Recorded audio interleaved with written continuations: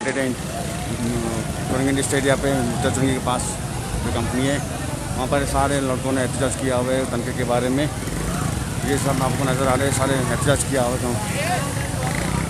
तो ये पूरे महीने का सैलरी किसी को नहीं दिया गया, ना राशन दे रहे हैं ना तनख्वाह दे रहे हैं। सारे ठेकेदार के बंदे खड़े हुए, कंपनी वाले को सबको मिल गया, लेकिन ठेकेदार को बंदे को 1 रुपया भी नहीं दे रहे।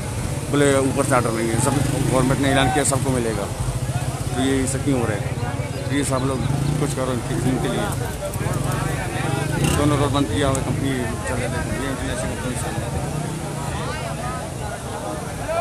ये कंपनी का नाम नजर आ रहा है। ये देखिए सारा वर्कर करे हुए, ये कंपनी का नाम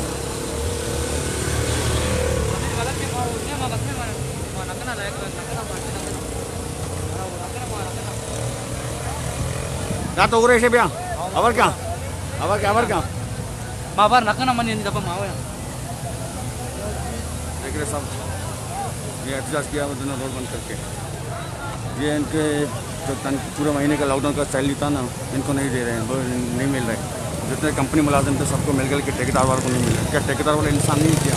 आप लोग को इंसाफ करो प्लीज़, इसके ऊपर कुछ एक्शन लिया जाए। थैंक यू, अल्लाह हाफिज़।